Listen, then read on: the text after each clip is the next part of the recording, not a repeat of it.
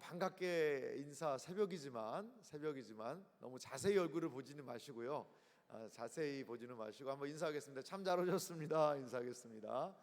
네, 환영합니다. 잘 오셨습니다. 이 세상을 살아가는 신자들에게는 단순하게 그냥 신앙생활을 하면서 살아갈 수 있는 그런 상황만 주어지지는 않는 것 같아요. 이게 무슨 말이냐면 이 신앙의 삶을 살아가기 위해서는 반드시 이 영적인 좀 싸움들을 감당해야 됩니다. 지난 우리 사경회를 통해서 영적 전쟁에 대하여서 신앙인의 영적 전쟁에 대한 말씀도 좀 나누고 들었습니다만, 우리가 신앙생활을 하는 데 있어서 그냥 가만히 있으면 믿음이 성장하고, 그냥 가만히 있어도 예배 잘 드릴 수 있고 기도할 수 있고 말씀할 수 있고, 참 그렇지는 않은 것 같습니다. 무엇인가 영적인 것을 얻고 영적인 유익을 얻으려고 하면 이 세상이요 그냥 신자들을 내버려 두지 않습니다. 이 세상은 두 가지 종류의 영적인 싸움을 신자에게 걸어오고 있는 것 같아요. 첫 번째 영적인 싸움은 무엇이냐면 이 박해입니다. 박해. 신앙생활 하는 것 자체를 어렵게 하는 거죠. 지금도 이 지구상에 얼마나 많은 사람들이 영적인 박해, 구체적이고 실질적인 박해로 인한 순교를 당하고 있는지 몰라요. 이렇게 기독교 신앙 자체를 어렵게 하는 박해들이 있습니다. 그러한 어려움까지는 아니더라도 여러분, 믿음 생활 하려고 그러면 그 많은 사람들이 방해를 하고 조소를 하고 어려움을 하고 구체적으로 교회 가지 못하게 하고, 이러한 싸움이 분명히 있습니다. 또 하나가 있는데 그것은 무엇이냐면 유혹입니다.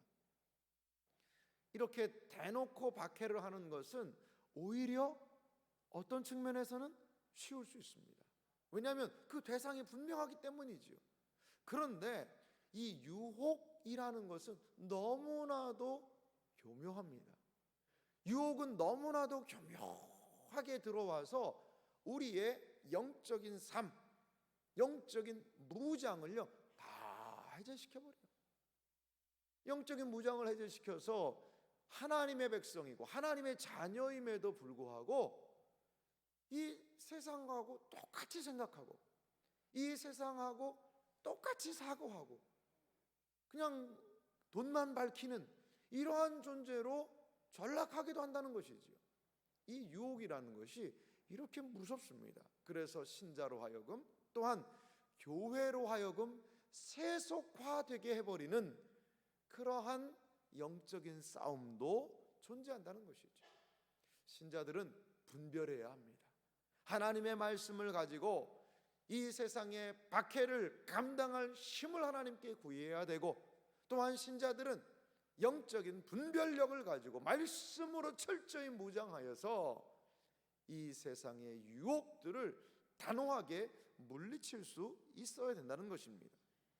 오늘 우리가 읽었던 창세기 14장의 내용을 보면 한 전쟁이 등장을 하고 있습니다. 이 전쟁은 아마도 국제사회에서 좀 꽤 큰 전쟁이었던 것 같아요. 14장 1절을 한번 보시기 바랍니다. 14장 1절을 보니까요, 당시에 시날 왕 아물라벨, 그리고 엘라살 왕 아리오, 그 다음에 엘람 왕 그돌라오멜, 고임 왕 디달이라는 이 네 왕이 있었습니다. 그 이 네 왕의 중심은 아마도 그돌라오멜이라는 이 사람이었던 것 같아요. 그런데 이 네 왕이 다섯 왕과 싸운다는 거죠. 2절 보시면요, 소돔 왕 베라와 고모라 왕 비르사, 그리고 아드마 왕 시납과 스보임 왕 세메벨, 그리고 벨라 곧 소할 왕, 이 다섯 왕하고 위에 언급한 네 왕이 전쟁이 벌어졌습니다. 이 전쟁의 발단은 무엇이었냐면 4절 보니까요, 이들이 아마도 이 소돔 왕을 중심으로 한 이들이었던 것 같습니다. 12년 동안 그둘라오멜을 섬겼어요. 그런데 제 13년에 배반을 했다는 거죠. 이 그둘라오멜이라는 왕에게 곡물도 바치고 조공도 바치고 하다가 야, 더 이상 우리 이렇게 못하겠다, 독립을 선포해 버린 거죠. 뭐 그둘라오멜 입장에서는 배반이지만 이 소돔 왕의 입장에서 보면 이건 독립이죠. 엄청난 결단 아니겠습니까? 그러니까 5절 보십시오. 14년에 그둘라오멜이 함께한 왕들과 함께 출정을 합니다. 이것은 고대 사회에서는 비일비재한 거였죠. 조공을 바치고 섬기던 나라가 배반을 했으니 원정을 해서 징벌을 하겠다는 것이죠. 그래서 이들이 8절에 보니까요, 소돔 왕과 고모라 왕과 아드마 왕과 스보임 왕과 벨라 곧 소알 왕이 나와서 시딤 골짜기에서 그들과 전쟁을 하기 위하여 진을 쳤더니, 이제 소돔 왕을 중심으로 한 5왕, 그리고 이 그둘라오멜을 중심으로 한 4왕의 이 전쟁이 벌어지게 되었다는 것입니다. 근데 좀 내용을 보면 한 나라의 그 왕이라고 하기보다는 이 도시국가들이거든요, 이들이요. 그러니까 쉽게 말하면 한 도시의 대표, 그 정도가 아닐까 이런 생각이 들어요. 이게 뭐 엄청난 지금같이 뭐 수백 개의 도시를 가지고 있는 나라의 왕이라기보다도 사실 소돔 왕이 있고 고모라 왕도 있고 뭐 소알도 작은 성이라고 그랬거든요. 근데 그 성의 성주가 왕이에요. 이러한 전쟁을 지금 치르게 된다는 것이죠. 그런데 10절에 보니까요, 이 전쟁의 양상이 이렇게 되어 있어요. 시딤 골짜기에는 역청 구덩이가 많은지라. 이 역청이라는 것은 바벨탑을 쌓을 때도 재료로 쓰인 건축 재료로 쓰였습니다. 아마도 이쪽이 무슨 뭐 유전이나 이런 게 많으니까 이게 뭐 약간 아스팔트 같은 그러한 물질이 아니겠느냐 이렇게 보는 사람들도 있습니다. 아무튼 이 역청 구덩이, 이 수렁 구덩이가 많은 거죠. 그러니까 아마도 이 소돔 왕이 이렇게 생각했던 것 같아요. 우리가 유리하다.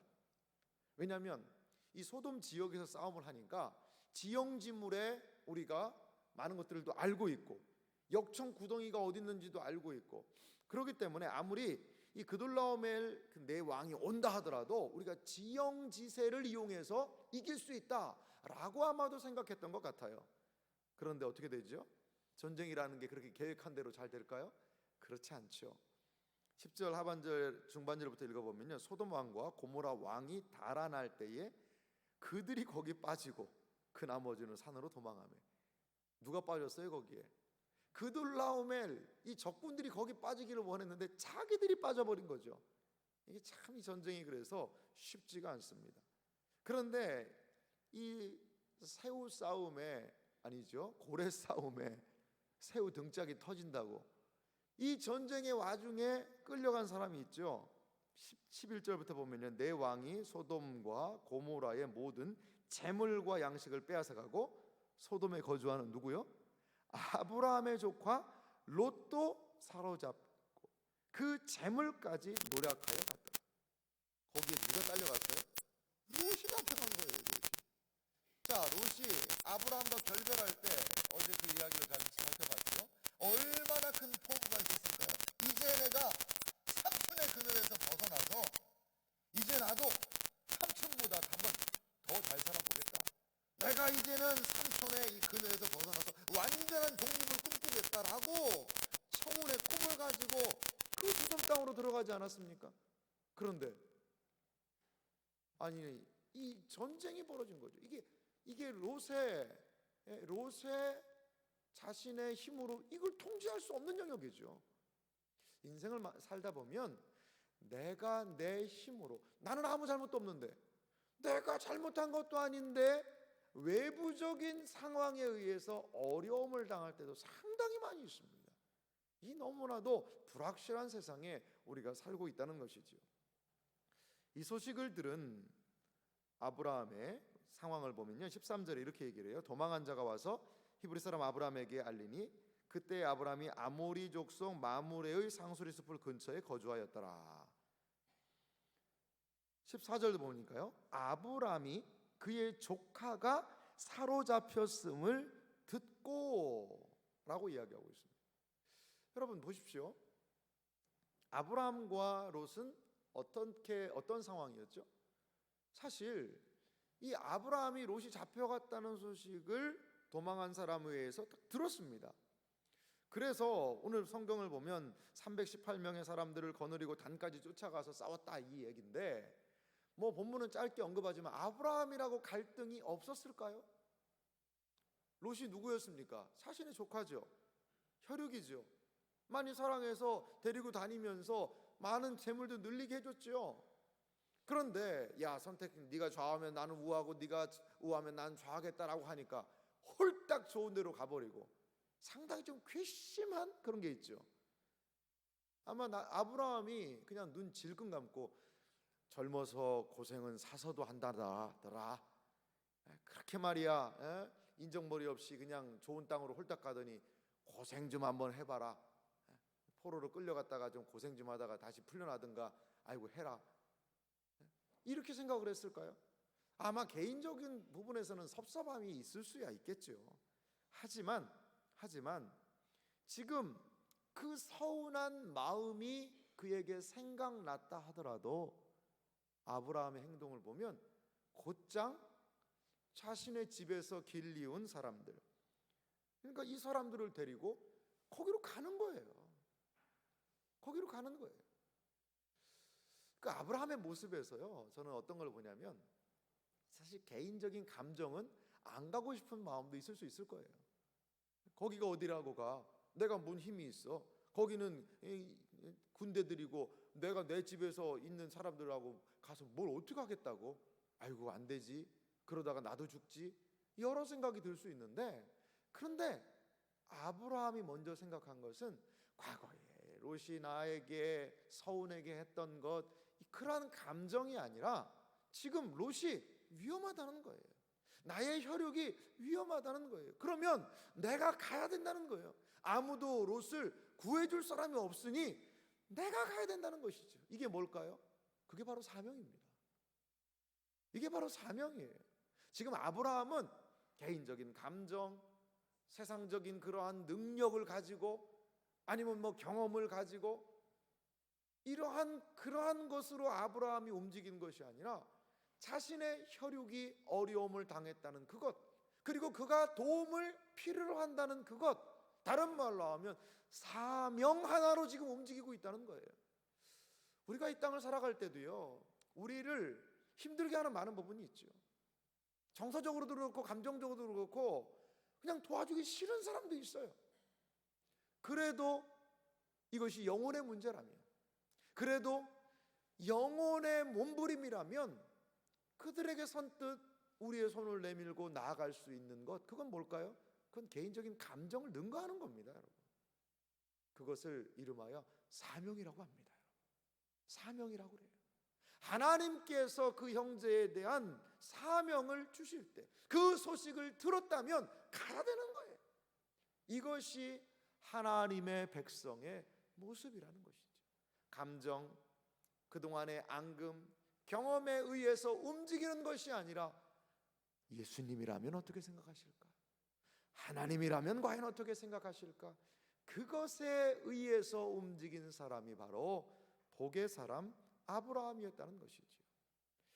또 하나 이 아브라함의 모습을 통해서 우리가 바라볼 것이 있습니다. 사명이 있어요. 사명을 인식했어요.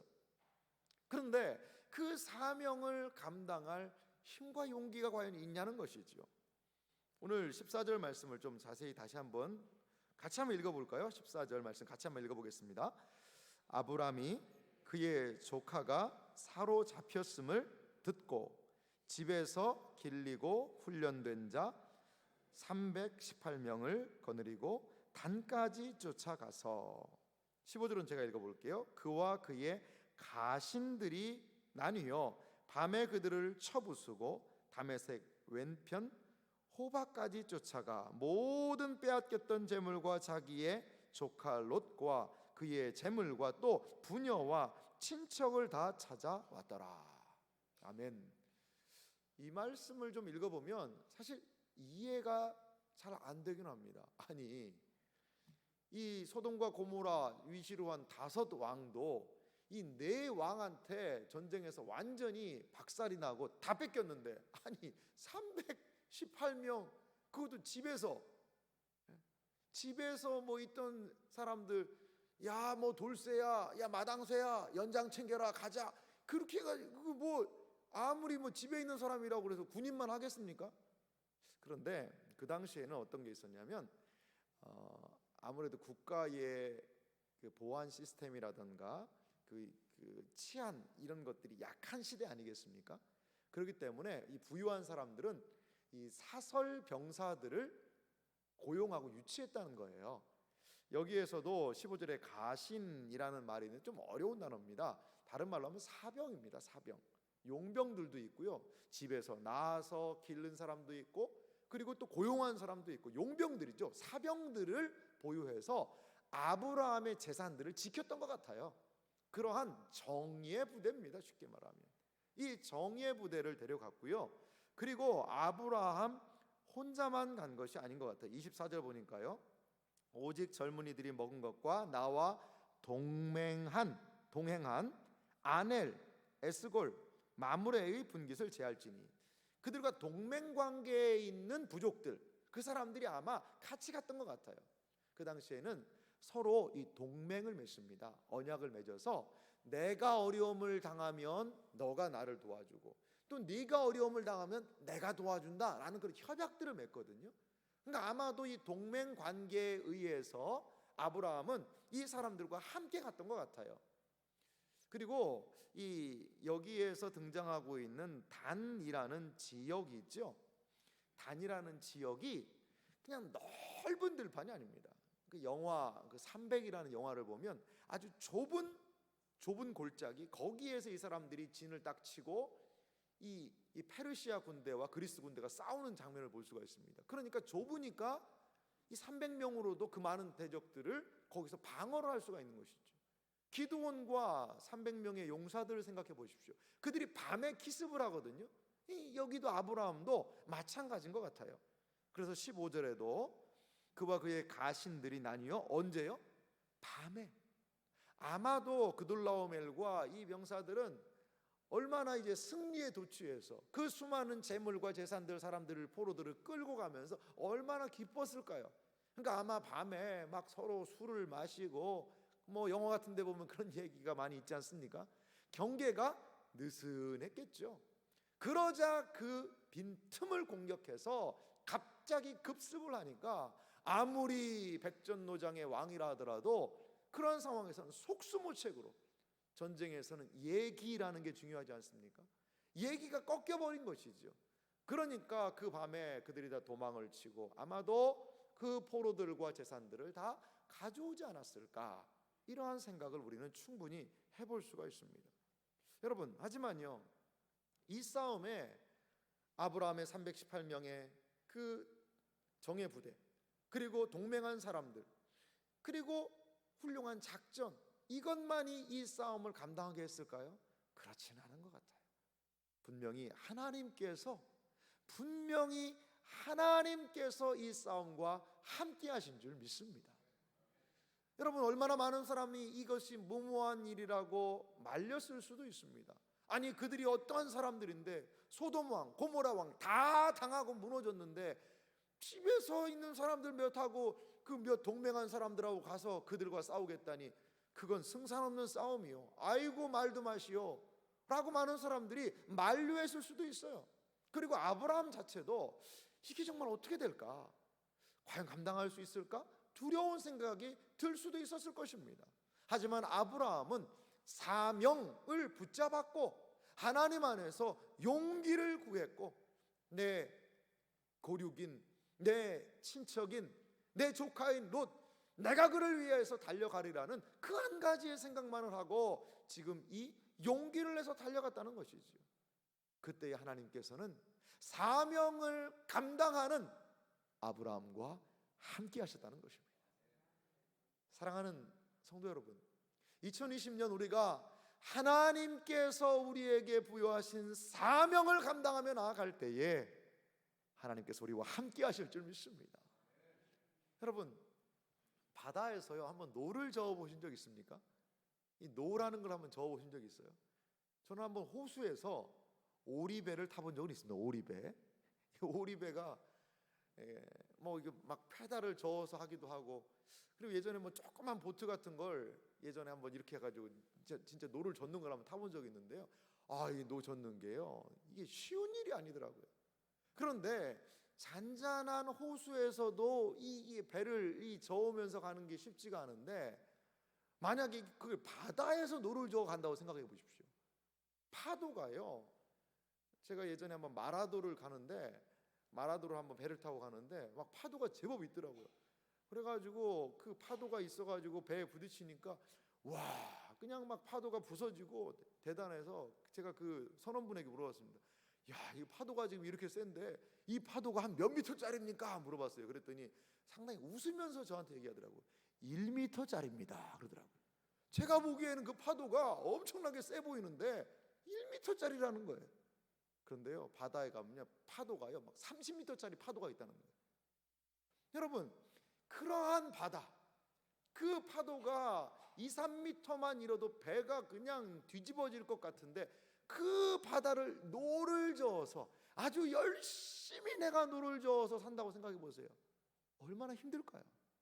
우리의 인생, 바다, 파도 치는 바다에 노 젓는 것과 같은 것이 때로 우리의 인생인 것 같아요. 얼마나 힘이 듭니까? 살아내기가 얼마나 힘이 들어요. 이 노를 젓는다는 게 얼마나 힘이 들겠어요. 그런데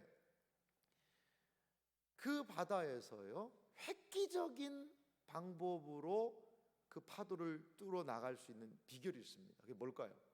바로 돛을 다는 겁니다. 돛을 다는 거예요.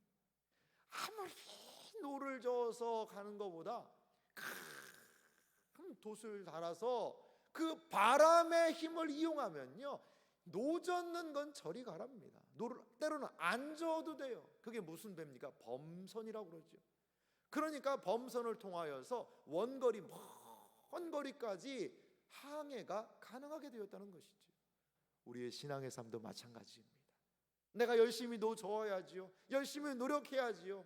그런데 하나님에 대한 믿음, 하나님께서 도와주시면 마치 그 배에 돛을 단 것과 같이 하나님의 놀라운 도움의 역사를 경험하는 삶이 우리의 삶이 될 줄 믿습니다. 하나님의 은혜의 돛을 올리십시오. 불신앙의 닻은 끌어올리고 하나님에 대한 믿음의 큰 돛을 달 때에 하나님의 은총의 역사로 인한 항해가 가능하게 될 줄 믿습니다. 이렇게 하나님께서는 사명자를 반드시 도와주신다는 것을 여러분 기억하시기 바랍니다. 마지막으로 우리가 살펴볼 것이 있는데요, 그것은 이러한 승리보다도 더 중요한 게 있다는 거죠. 여러분, 전쟁에 이겼습니다. 이제 모든 것들을 되찾았어요. 아니, 그럼 된 게 아닌가? 이렇게 이겼으면 끝이 아닌가? 그게 아니에요. 오늘 성경 보면요, 17절에서부터 24절에 있는 말씀을 통해서 이 싸움에서 승리한 이 롯을 되찾아온 아브라함의 한 기사를 등장하고 있습니다. 승리하고 온 아브라함에게 두 사람이 마중을 나옵니다. 17절 말씀 같이 한번 읽어볼까요? 같이 읽겠습니다. 아브라함이 그돌라오멜과 돌아올 때에 소돔 왕이 사회 골짜기 곧 왕의 골짜기로 나와 그를 영접하였고, 이 소돔 왕, 이 사람이요, 아브라함을 영접한 거죠. 소돔 왕의 입장에서는요, 얼마나 아브라함이 고마울까요? 우리 왕들도 못했는데 아브라함이 가서 자기 재산을 다 찾아준 거예요. 그러니까 소돔 왕이 하는 말이 있죠. 소돔 왕이 21절에 보니까요, 소돔 왕이 아브라함에게 이르되 사람은 내게 보내고 물품은 내가 가지라. 사람들은 다, 이 소돔 사람들 다 나한테 보내고 물품, 거기는 물건은 네가 다 가져라. 이렇게 이야기를 합니다. 그러자 22절을 보니까 아브라함이 소돔 왕에게 이르되 천지의 주제이시요 지극히 높으신 하나님 여호와께 내가 손을 들어 맹세하노니, 뭔가 좀 비장하게 이야기를 하는데요, 23절에 이렇게 얘기하죠. 내 말은 소돔 왕이 말했다는 거예요. 그러니까 소돔 왕이 아브람으로 치부하게 하였다 할까 하여 내게 속한 것은 실 한 오락이나 들매끈 한 가닥도 내가 가지지 아니하리라. 사실 이건 좀 이해가 잘 안 되는 부분이에요. 지금 아브라함은 죽을 고생을 해가지고 이 싸움에서 이겼고 모든 것들을 되찾았습니다. 그 당시 고대 근동의 관례에도 의하면 전쟁의 전리품은 전쟁한 사람에게 당연한 몫입니다. 요구할 수 있는 부분이었어요. 그런데 아브라함은 왜 소돔 왕의 이 제안, 다시 말하면 소돔 왕이 그 수많은 전리품들을 너 가져라 라고 하는 것을 거절했을까요? 아깝지 않겠어요, 여러분? 여러분, 만약에 여러분에게 열심히 수고해서 했더니 열심히 수고해서 뭔가를 도와줬는데 엄청난 이득이 난 거예요. 그러니까 그 사람이 너무나도 고마워하면서 아이고 너무나 수고하셨습니다, 적은 거지만 이거 보태시기 바랍니다 하면서 한 1,000만 원 딱 줬다고 생각을 해보세요. 그러면 그거 받는 거 괜찮지 않을까요? 여러분, 우리는 충분히 이 아브라함의 행동 그거 받아도 되는데 왜 안 받지? 이러한 생각이 듭니다. 그런데 여러분, 한 가지 기억할 게 있어요. 어떤 사람한테 돈 받으면요 어떻게 될까요? 그 사람 밑으로 들어가게 되어 있습니다. 그 사람의 영향력 아래 들어가게 되어 있습니다. 여러분, 돈 함부로 받으면 안 됩니다. 돈 함부로 받으면 안 돼요. 저 아는 어떤 분이 있는데 계속 돈을 주는 거예요, 이 사람한테. 그래서 왜 이렇게 돈을 주나? 처음에는 뭐 감사하다고 이런 식으로 받았는데 액수가 점점 커지는 거예요.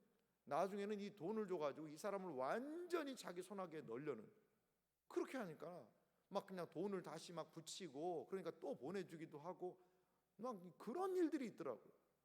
여러분, 이 세상에 공짜 없습니다. 물론 아브라함은 열심히 수고한 대가를 요구받을 수 있어요. 하지만 아브라함은 그것으로 내가 부자 되지는 않겠다는 거예요. 그 돈 내가 안 받다는 거예요. 안 받겠다는 것입니다. 창세기 13장 13절에 보면 이 아브라함이 한 결정에 좀 그 이유들을 좀 볼 수 있는 부분인 것 같기도 해요. 13절에 이렇게 이야기하고 있습니다. 소돔 사람은 여호와 앞에 악하며 큰 죄인이었더라. 아브라함은요 이 소돔이 어떠한 곳인지를 알았어요. 그러니까 아예 지금 롯을 구하기 위하여서 내가 이 전쟁에 참여했고 소돔의 많은 것들을 구해줬지만 소돔 사람이 어떠한 사람인지를 알아서 그들과의 관계에 선을 긋겠다는 것입니다.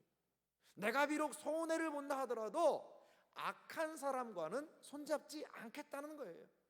내가 지금 소돔 왕이 나를 부자를 만들어줬다라는 것, 나 그 소리 듣기 싫다는 거죠. 싫다는 거예요. 신자가 아무리 좋은 조건을 제시한다 하더라도 신자가 가져야 되는 방편이 있습니다. 신자가 보여야 하는 태도가 있습니다. 신자는 이 세상 사람들과 구별되게 살아야 한다는 것입니다. 이 재물은 아브라함에게 단순하게 돈을 많이 늘려줄 수 있는 수단, 그래서 나를 더 큰 부자가로 만들어주는 좋은 길과 같이 보일 수 있었지만 아브라함은 영적인 분별력을 가지고 이것은 아니다, 이것은 내가 쉽게 얻어서 부유하게 될 수 있겠지만 그 방식 나는 취하지 않겠다는 것입니다.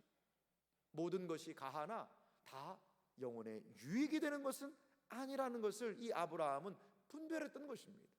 이 돈이 들어왔을 때에 소돔 왕과의 관계, 그리고 앞으로 어떠한 일이 벌어질지를 분명히 알았습니다.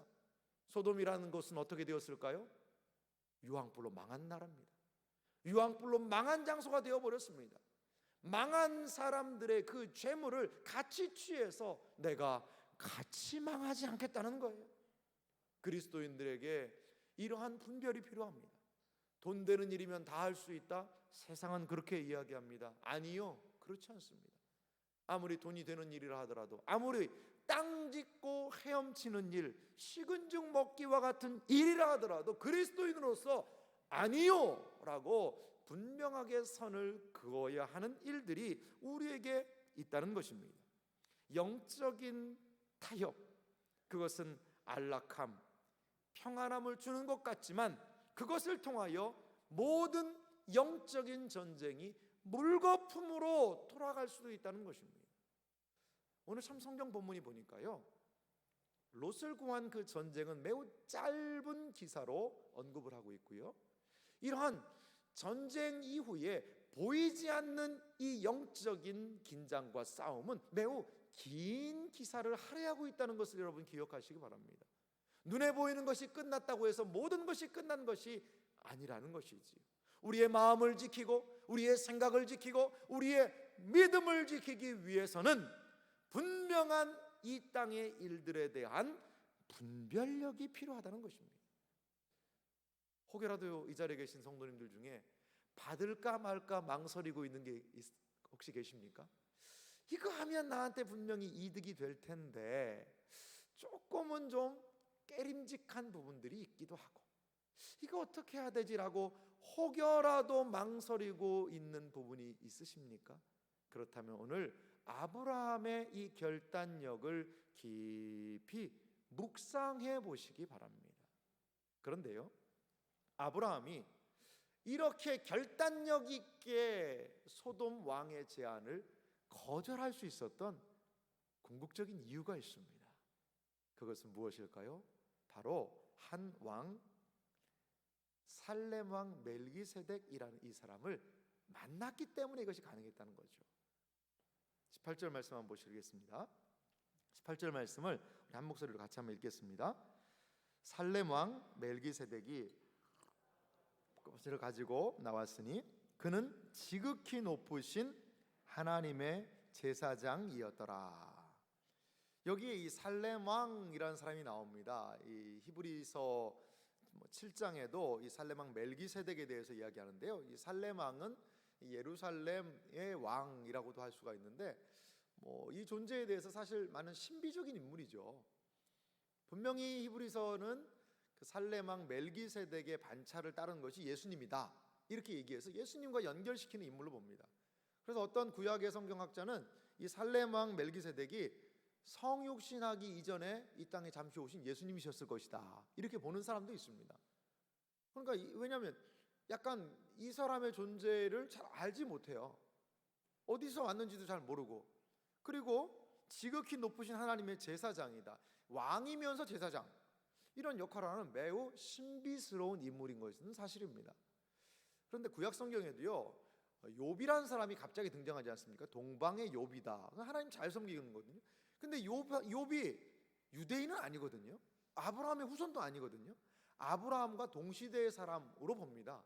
그런데 그렇게 하나님께서 특별한 은혜를 베푸셔서 욥이라는 사람이 신앙생활을 열심히 했듯이 이 살렘 왕이라는 이 사람도 하나님의 어떤 특별한 은혜 가운데 하나님을 믿었던 사람인 것 같아요. 우리는 그 정도로 알 수가 있습니다. 그런데 이 사람이 아브라함에게 나와서 그에게 떡과 포도주를 가지고 그 힘든 사람들에게 주면서 19절에 이렇게 얘기를 해요. 그가 아브라함에게 축복하여 이르되 천지의 주제이시여 지극히 높으신 하나님이여 아브라함에게 복을 주옵소서. 아브라함을 축복합니다. 그러면서 20절은 이렇게 이야기를 합니다. 20절 말씀 같이 한번 읽겠습니다. 너희 대적을 내 손에 붙이신 지극히 높으신 하나님을 찬송할지로다 하매. 너희 대적을 내 손에 붙이신 지극히 높으신 하나님을 찬송할지로다. 멜기세덱은요, 아브라함에게 이 전쟁이 어떠한 전쟁인지를 분명하게 일러준 것입니다. 아브라함, 네가 잘해서 동맹군들이 용맹해서 네가 집에서 기른 그 많은 사람들이 정말 정예부대이기 때문에 이긴 것이 아니라 이 전쟁은 너희 대적을 내 손에 붙이신 지극히 높으신 하나님 때문에 너가 승리했다. 이것을 명확하게 이 멜기세덱이 아브라함에게 알려주고 있는 것이죠. 알려주고 있는 거예요. 그러면서 19절에도요, 하나님이여 아브라함에게 복을 주옵소서. 하나님이여 아브라함에게 복을 주옵소서 라고 이 왕이면서 하나님의 제사장인 멜기세덱이 아브라함을 축복합니다. 아브라함은요, 이때 아마 정신이 번쩍 들었을 것 같아요. 아마도 그도 전리품과 많은 물건을 끌고 오면서 얼마나 신났겠습니까? 그 조카 롯을 데려오면서 너 얼마나 고생 많았냐, 삼촌 감사합니다 그러면서 소돔 많은 사람들이 아브라함 당신 아니었으면 우리 다 죽었는데 너무나 고맙습니다 라고 할 때에 아마 그도 그냥 막 우쭐한 생각이 들지 않았을까요? 그래, 우리 318명의 우리 가정에 있는 이 사람들 정말 용맹한 사람들이야, 나랑 동맹한 사람들, 이 사람들 대단한 사람들이야 하면서 서로 자축하면서 그 모든 노획물과 전리품들을 다 끌고 오는 개선의 행렬 아니겠습니까? 그런데 멜기세덱은 이 사건의 분명한 의미를 얘기해 주는 거예요. 하나님이 네 손에 붙이셔서 일어난 일이다. 그리고 너의 진정한 복은 하나님 안에 있다. 이것을 아브라함은 멜기세덱을 통하여 분명하게 확인했다는 것이죠. 그러자 소돔 왕이 제안한 그 제안, 소돔 왕의 방식으로 내가 부자가 되는 것까지도 뭐 할 수 있는 것이죠? 포기할 수 있는 거예요. 포기할 수 있는 거예요. 아브라함은 멜기세덱에게 10분의 1을 들여서 11조의 효시가 여기서부터 시작합니다. 감사하면서 하나님께 영광을 돌리면서 그렇습니다 하나님, 이 승리는 하나님이 주신 것입니다. 나의 모든 복은 세상에 있는 것이 아니라 하나님께서 내려주십니다. 이 소돔의 이 재물들을 내가 취하지 않는다 하더라도 하나님께서 나에게 복을 베풀어 주실 때에 내가 복 받을 수 있고 하나님의 방식으로 저는 복 받겠습니다. 이것을 멜기세덱의 이 교훈을 통하여 그는 깨닫게 되었다는 것이지. 아이들을 보면 아이들은 참 사탕을 좋아해요. 얼마나 사탕이 좋아하는지. 그런데 사탕을 2개를 주다가 사탕 하나를 줄여보세요. 난리가 납니다. 왜 2개를 주다가 하나를 주냐는 거예요. 그러면서 막 울고 불고 하나 더 달라고. 왜 손이 2개인지 아냐? 사탕 2개 집으려고 손이 2개다. 그러면서 막 그냥 막 사탕 하나, 이 손이 어떻게 할 거냐? 그러면서 그 사탕 하나에 목숨을 걸죠, 목숨을. 그러면 어떻게 해요? 야, 그냥 자, 먹어라. 그러면서 2개를 더 줘요. 3개를 주는 거예요, 3개. 그러니까 한 손에 들고 한 손에 양손에 사탕 들고 하나 입으로 빨고, 야, 역시 3개도 가능하구나. 그러면서 막 할렐루야 하는 거죠. 1개 받을 때는 울다가 사탕 3개 주니까 막 우와 좋다고. 인생이 꼭 그런 것 같아요. 2개 있다가 하나 없어지면 막 못 살겠다, 죽겠다, 막 그냥 난리가 나죠. 거기다가 뭐 하나 좀 더 오면은 우와 이제 좋다. 그러면서 나의 있는 그것으로 인하여서 나의 소유 있고 없고를 그것 때문에 막 인생이 롤러코스터를 타는 것 같은 그런 삶, 혹이라도 우리 삶 아닌가요? 아브라함 보십시오. 그 수많은 그 재물을 주겠다 그러는데도 탁 털고 저는 저를 부유하게 하시는 하나님의 방식이 있습니다. 그러면서 그 방식을 취하고 따라가는 거예요. 정말 멋있지 않습니까? 멋있지 않습니까? 나는 하나님께서 복 주시는 사람이고 하나님의 방식으로 복 받을 것이고 이 세상에 부정한 것들을 취하지 않겠습니다. 나는 성공하는 방식도 하나님의 순결을 선택하겠습니다. 나는 하나님이 복 주신 사람이요 하나님께서 승리를 주신 사람이요 그러하오니 하나님이 기뻐하시는 것을 취하겠나이다. 이것이 아브라함의 결단력 있는 삶의 모습이라는 것입니다. 사랑하는 성도 여러분, 우리의 삶에도 이러한 은혜가 있기를 간절히 소망합니다. 우리도 이 세상의 방식이 아니라 이 세상 사람들과 똑같은 방식이 나에게 주어지지 않는다 하여서 그것을 슬퍼하거나 노여워하지 마시기 바랍니다. 우리 하나님 의지하며 나아갈 때에 그 하나님은 하나님의 방식으로 하나님의 백성들을 충분히 부유하게 하시고 넉넉하게 하시고 은혜를 베푸실 분이라는 것을 기억하시기 바랍니다. 세상의 방식이 아니라 주님의 방식을 바라보며 나아가는 복의 사람, 복을 따라가는 사람, 복의 방식을 기억하는 사람, 하나님의 방식을 존중하는 삶이 우리 생애와 삶 가운데에 올 한 해에 우리에게 이루어지시기를 주님의 이름으로 축원합니다. 우리 이 시간 같이 한번 찬양하며 이 세상에 유혹과 시험 많지만 주님